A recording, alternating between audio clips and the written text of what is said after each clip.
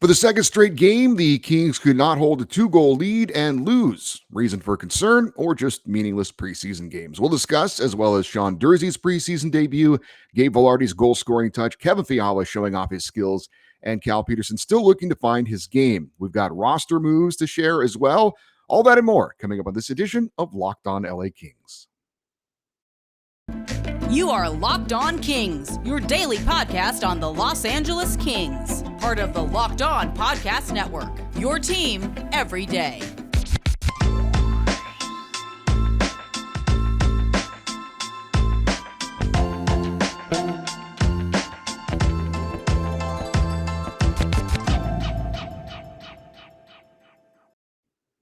Hey, Kings fans, welcome to Locked On LA Kings, your team every day. Thanks for making Locked On LA Kings your first listen every day. We are free and available wherever you get your podcasts and on YouTube as well. Please like and subscribe if you're enjoying this content. We're at 715 subscribers at last check, and our goal is 800 by the end of October. Thank you so much for your support on the YouTube channel and the podcast as well. And if you're watching on YouTube, please hit the little bell icon to be notified when new episodes are released. I am Eddie Garcia, your host of Locked On LA Kings. I've been working in sports media for almost 30 years, the past 20 plus years at the Fox Sports Radio Network. I'm also co-host of the Puck Podcast, a weekly NHL review show that's been putting out content for the past 16 years. And of course, a passionate LA Kings fan for the past 30 years. Today's episode is brought to you by BetOnline. BetOnline has you covered this season with more props, odds, and lines than ever before. BetOnline, where the game starts. We are 4 days away from the LA Kings season opener, October 11th, against the Vegas Golden Knights at Crypto.com Arena. Last night, the Kings played the Golden Knights in their second to last preseason game of the year, losing in Salt Lake City by a score of 6-4. Now, I normally don't get too wrapped up on preseason scores. As a matter of fact, this score was literally wrong. We'll discuss that in a bit. But what is somewhat concerning is that for the second straight game, the Kings, who are known as a solid defensive team, blew a two-goal lead and lost the game.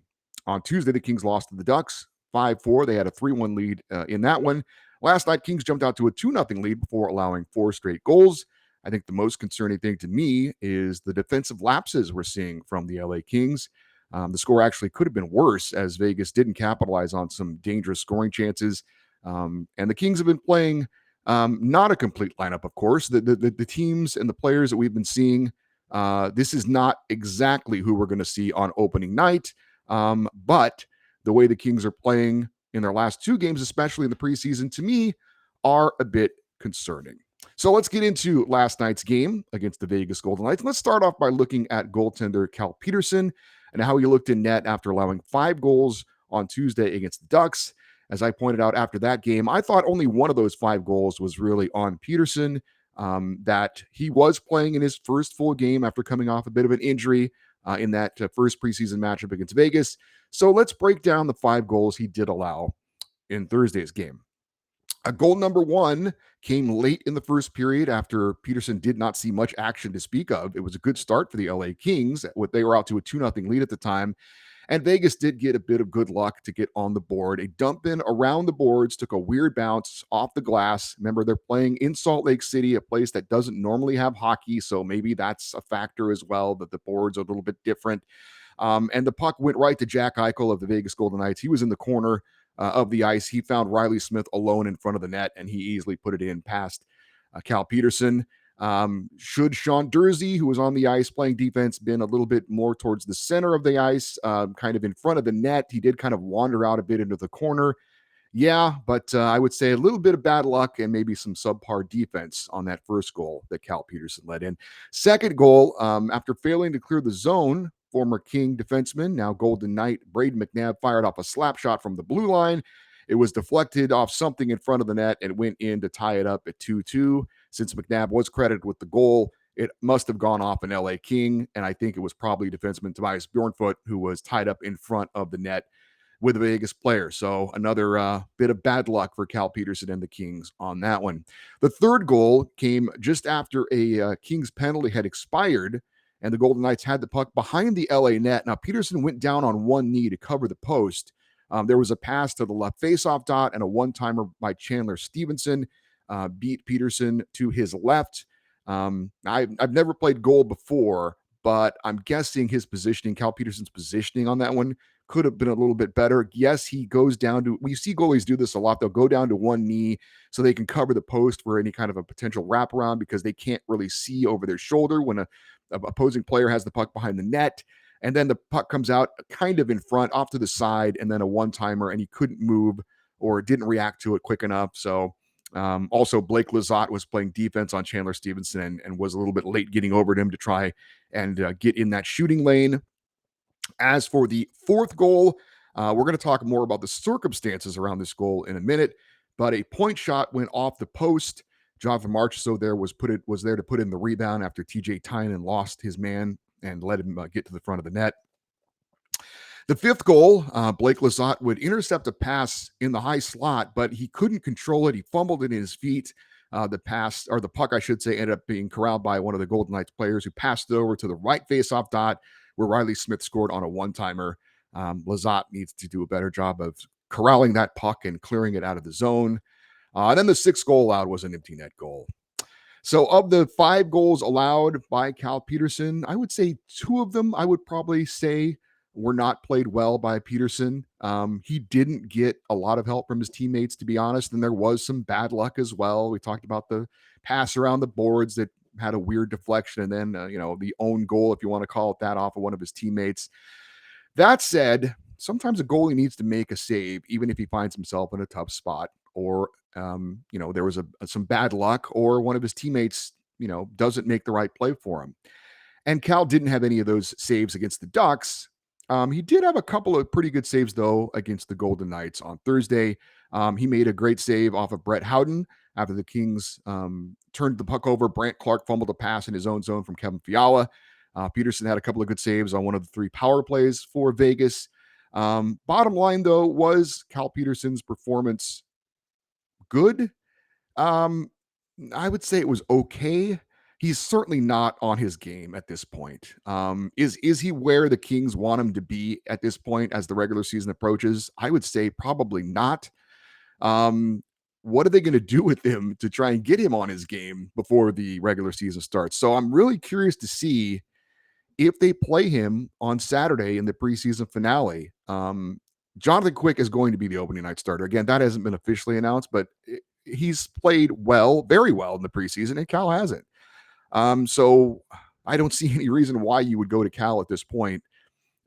He definitely looks rusty. So I wonder if maybe, again, they'll play Cal Petersen in that final preseason game to try and get him on track a little bit, because I don't think he is where he wants to be. I don't think he's where the Kings want him to be at this point. Yes, Jonathan Quick, I think, should clearly be the number 1 goalie. And so you may think, so what's the big deal if the backup isn't on his game at this point? Well, at some point he needs to be, because at some point Cal Petersen's going to have to play. Even if Jonathan Quick ends up being clearly the number 1 goalie, because of his age, you don't want Jonathan Quick carrying a heavy load. You need a solid Cal Petersen to spell him a little bit more than what a normal number 2 goalie would do. So it is a little bit concerning the way Cal Petersen is playing at this point. Again, I don't think he's terrible, but I don't think he's where he needs to be. And so we'll see. Maybe the solution is on Saturday that you want to get Jonathan Quick a little bit of work before the regular season gets underway on Tuesday. So maybe you play him half the game. Maybe you play Cal Petersen for half the game. I'm not sure, but I will be curious to see what they do on Saturday. And as I said right now, is Cal Petersen where the Kings want him to be at this point? I don't think so. I think he would admit that as much. And frankly, is the team defensively where they want to be getting ready to start the regular season? No. Hopefully a better effort against the Ducks on Saturday. Also wanted to focus on defenseman Sean Durzi, who was playing in his first preseason game, and there were some pluses and minuses to his game. Durzi was paired up with Tobias Bjornfoot, who was on the left side, and Durzi did quarterback the Kings' second power play unit, and he did lead the Kings with 3 points. He had a goal and 2 assists. Durzi scored on the power play late in the game on a point shot that found its way into the net. He also had a secondary assist on a Trevor Moore power play goal and made a good pass from the point to Arthur Kaliyev at the right faceoff dot. Moore put in a rebound on the Kaliyev shot. Durzi also had a secondary assist on the Kevin Fiala goal that opened up the scoring as well. However, defensively, Durzi, like the rest of the team, did have some issues. He did stray too far away from the front of the net on that Golden Knights first goal. There was a dump in off the boards that I mentioned found its way to the front of the net. And Jersey could have been more in the center of the ice on that play, although it's hard to anticipate a weird bounce around the glass. But you do need to try and do that, try and figure out where the man is and stay closer to him. Jersey also took back-to-back penalties with the game tied at 2-2. And although officially the Kings did not allow a power play goal on either of those penalties, realistically, the Golden Knights did score on the second penalty after it expired. So it did actually kind of help lead to an opposing goal. All in all, some good and some not so good for Jersey, which I suppose is to be expected in his first game action since Game 7 of the Stanley Cup playoffs against the Edmonton Oilers. And again, not surprisingly, Jersey known more for his offense than his defense. I thought his defensive game was okay. Offensively, though, he did contribute and scored a goal. Let's talk about a couple of Kings players who continue to shine this preseason, and we will give you the details on that in just a second. But first, I need to tell you about BetOnline.net, because it's your number one source for football betting this season. Find all the latest player developments, team matchups, news, podcasts, and in-depth articles and analysis on every game you can find. As always, BetOnline remains your continued source for all your sports wagering information with live betting and up-to-the-minute scores for every sport out there. It is the fastest and easiest way to check in on all your favorite games and events, including Major League Baseball with the playoffs underway today. You've got MMA, boxing, and even golf. Head to betonline.net or use your mobile device to learn more. BetOnline, where the game starts. While the Kings defense is still a bit of a work in progress, the Kings offense and power play continues to look strong. LA went 2 for 3 on the power play in Thursday's game with goals from Trevor Moore and Sean Durzi, which we talked about already. The Kings have had 7 power play goals in their 6 preseason games so far. And if the Kings can continue to have that power play success, I think they are going to be effective. But they need to understand that they have to not just capitalize on their power play opportunities. They need to create power play opportunities by drawing penalties. I think because of the Kings power play in the past, they probably were in a type of a situation where, it's like, if the circumstance dictate we get a power play, great. But again, if things continue into the regular season, as we've seen in the preseason, then the Kings power play is going to be an asset for them. And that means they need to be more motivated to draw penalties. That means being more active in the offensive zone, to get your feet moving, to cycle the puck and make the defense work, maybe wear them out a little bit, make them reach, make them hook, make them slash you on the hands, that kind of thing. So I don't know that that's something necessarily that the Kings have had in their mind offensively when they're in the zone. But again, if the power play is going to be this good, and it's going to be something that's going to really help them this season, then they need to have the mindset of not only, do we want to, obviously create offensive pressure, but we want to be a team that creates pressure for a result, which is to actually draw penalties and get more power play opportunities. So I wonder if that's something that's being emphasized at this point. But I think it's a bit of a change of a mindset, a little bit, to say, hey guys, we need to not only work hard to score goals, but we need to work hard to draw penalties and get power play opportunities, because it looks like this power play is going to be a real asset for us this postseason, or this regular season. At least that's the hope. Gabe Vilardi had another solid game. He had a goal scored in close from in front of the net after Trevor Moore passed to him from behind the net. Trevor Moore also having a pretty quiet, solid preseason, I would say. But Vilardi also had a deflected shot off the post. He had a really nice backhand pass to Trevor Moore, where he nearly scored a goal as well. 4 preseason games for Vilardi. He's got 3 goals to lead the team and 1 assist as well. So again, good to see Gabe Vilardi continuing his fine preseason. Hopefully it carries over into the regular season. Kevin Fiala scored a gorgeous goal to open up the scoring in this one, and kind of pretty much an individual effort on that one. And it's the kind of instant offense I think that the Kings maybe have been lacking a little bit. Certainly Adrian Kempe is a guy who can go end to end. We've seen him circle around the net a few times and score goals as well. So it's not as if Kempe doesn't have that great individual effort as well. But Kevin Fiala is another guy who can literally take it, from center ice, skate it in the zone, and just score based on his skill. And he certainly did that on this one. A beautiful backhand shot from some distance as well into the upper corner of the net. Just pure skill that I think we were all hoping to see from Kevin Fiala, who has had, I think, a pretty good preseason. It seems to be fitting in well on the top line. And we hope we see more pretty goals like that coming up in the regular season, because that was gorgeous. It literally got me off my couch for a second there on the first goal of the game. So great to see that skill from Kevin Fiala, the Kings' big offseason acquisition. I've mentioned that as a team, that I don't think the Kings have been very good defensively, at least not the first couple of games, or excuse me, the last couple of games that they have played. But I do think that young defenseman Brandt Clarke continues to play well, and he did as well in this game against Vegas. He was paired up with Jacob Moverari.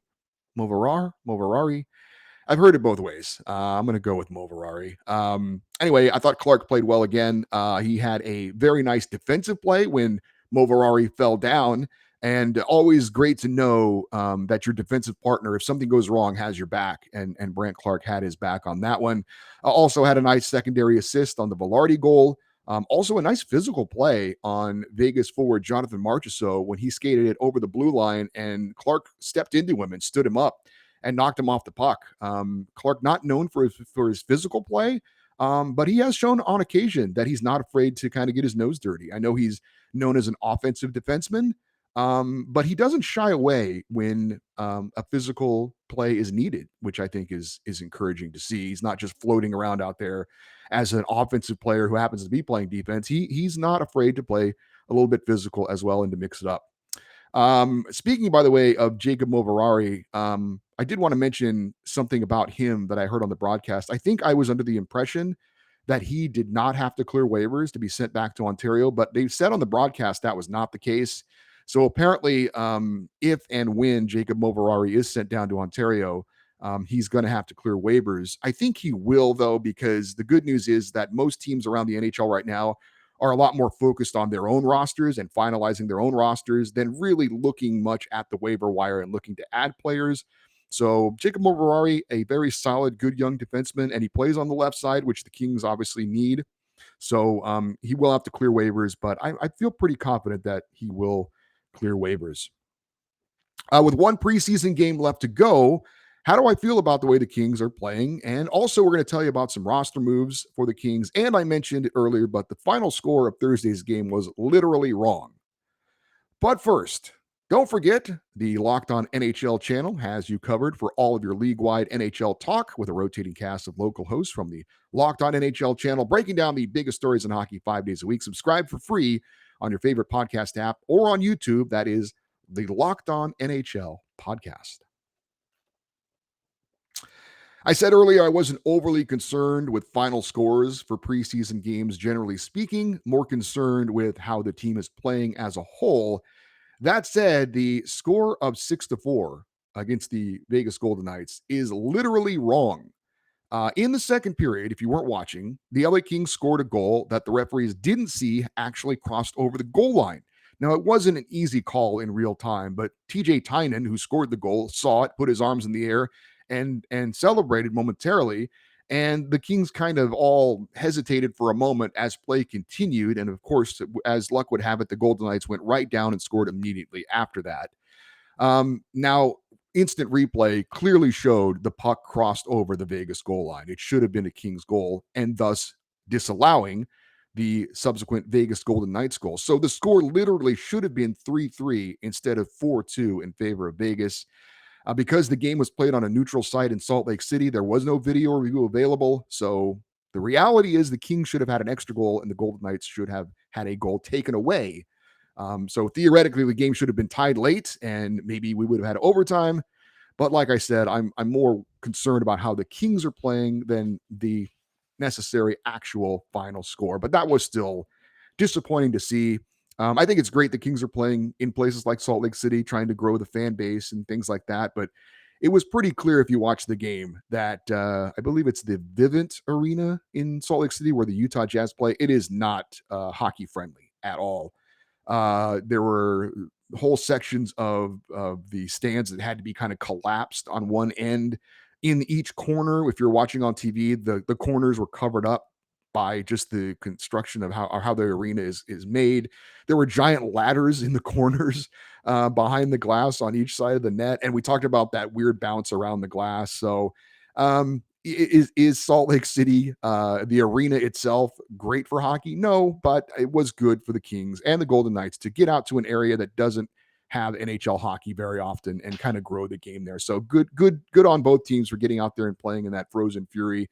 But yeah, the arena itself, and then no having the ability to have no instant replay, things like that, a little bit disappointing. So to kind of wrap it up, how are the Kings playing right now? And I would say not great. It is odd how the preseason has played out for the LA Kings. The first 4 games were more Kings-like, close, low-scoring games. The loss to San Jose was by scores of 3-2 in overtime and 3-1, and then they beat Vegas and Anaheim by scores of 2-1 and 2-1. But the last 2 games of the Kings have scored 8 goals, which is great, but they've allowed 10. Now, one of them was an empty net goal, but usually you see sloppy defensive play and kind of high scoring games at the beginning of the preseason. And then as teams kind of round into form, the games get a little bit more low scoring and tighter. And it's been the opposite so far for the LA Kings, which is a little bit odd. Now, you want the players to obviously use the preseason to find their games individually, but you also want the teams to find their games collectively as well. And you would want the team to be playing better as the preseason goes along. That hasn't really been the case for the LA Kings. We'll see how they do in that final preseason game on Saturday against the Ducks. But I would guess that Todd McClellan is not thrilled with the way the Kings have had defensive coverage in the last 2 games. Hopefully, we'll see a better defensive effort in that final preseason game against the Ducks. I would assume we're going to see something very close to the lineup that we're going to see opening night against Vegas on Tuesday. But yeah, the Kings, I like the way they were playing early in the preseason. I have not been a big fan of the way they've played, especially defensively in the last 2 games, but it is the preseason. It's not the regular season. So hopefully those things will get worked out before we see the live bullets coming up on Tuesday. There were a couple of roster moves to tell you about before we wrapped up the show. As expected, forward Elias Anderson cleared waivers, and he was sent to Ontario. Also, defenseman Tobias Bjornfot, who I suspect with the Brandt Clarke decision was going to probably be the odd man out, at least early on. He was also sent down to Ontario. I actually have to say, I thought Tobias Bjornfot had a solid preseason, and I love the way he was a little more aggressive offensively. That's not what he's known for, but he did show some flashes and some moments that he does have some ability offensively. So Bjornfot sent to Ontario, but certainly we have not seen the last of Tobias Bjornfot at the NHL level. But we'll see how it goes with Brandt Clarke and the decision to be made there. And of course, with the depth that we have, I'm sure we'll see Tobias Bjornfot again at some point in the NHL this season. The Kings also sent defenseman Jordan Spence back to Ontario. That was not unexpected. Goaltender David Rennick also going to the Reign. And they also announced that forward Jacob Doty was released from his player tryout. So the Kings have 29 players left on their training camp roster, 17 forwards, 8 defensemen, and 4 goaltenders. The Kings will play their final preseason game on Saturday at Crypto.com Arena. Face-off set for 1 p.m. Locally, it will be broadcast on Bally Sports West, and I will be out there for that preseason game. And if any of you are going out there, and if you happen to be on Twitter, let me know, and I would be more than happy to meet up with you and say hi. Always like to meet the listeners and the people who support the show. So if that's something you're interested in, feel free to let me know that you're going to be out there on Saturday. And again, love to meet up and say hi and say thanks for supporting Locked On LA Kings. If you have any questions for me about the show or anything going on with the LA Kings, the email address, as always, is lockedoneddie@gmail.com, EDDIE, lockedoneddie@gmail.com. We are on Twitter at Locked On LA Kings, and we have an Instagram page as well. It's at Locked On LA Kings. Hey, thanks for making Locked On LA Kings your first listen every day. Now make your second listen Locked On NHL. Locked On experts give you a daily 30-minute podcast of all things NHL all year long. Stay up to date on everything in the hockey world. That is Locked On NHL, your daily 30-minute NHL podcast. I am Eddie Garcia. Thanks for listening and watching Locked On LA Kings. Have a great weekend. And as always, go Kings go.